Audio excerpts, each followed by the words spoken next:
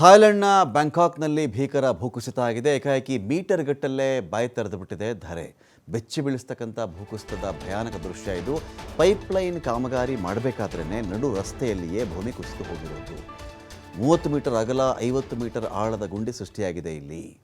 ಥಾಯ್ಲೆಂಡ್ನಲ್ಲಾಗಿರ್ತಕ್ಕಂಥ ಘಟನೆ ಇದು. ಪೈಪ್ಲೈನ್ ಕಾಮಗಾರಿ ಇತ್ತು ಅಂಥೇಳಿ ಆ ಕಾಮಗಾರಿ ಮಾಡಬೇಕಾದ್ರೆ ನೋಡ್ತಾ ಇದ್ದಂತೆ 30 ಮೀಟರ್ ಅಗಲ 50 ಮೀಟರ್ ಆಳ.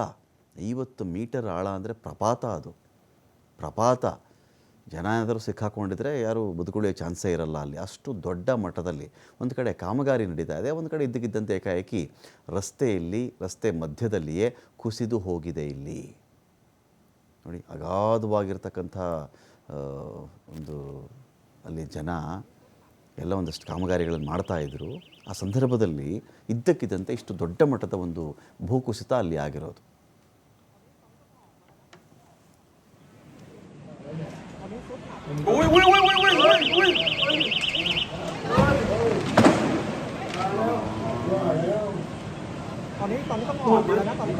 Cảm đại luônเลยโอ้ยถล่มดินถล่มหมดเลยไฟดับแน่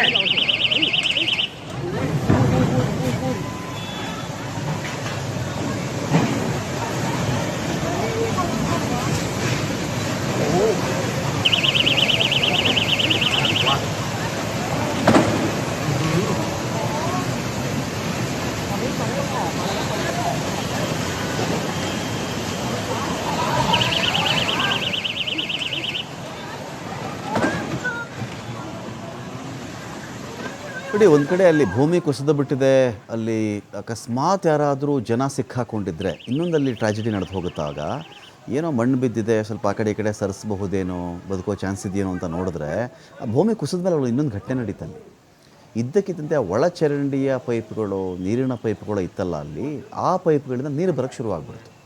ಆ ನೀರು ನಿಲ್ಲಿಸದೆ ಹೋಗಿಬಿಟ್ರೆ ಅಕಸ್ಮಾತ್ ಬದುಕುಳಿಯೋ ಚಾನ್ಸ್ ಯಾರಿಗಾದರೂ ಇದ್ದರೆ ಆ ನೀರು ಕೂಡ ತುಂಬಿಕೊಂಡು ಅದು ಕೂಡ ಮುಗಿದು ಹೋಗ್ಬಿಡುತ್ತೆ ಅಂತ.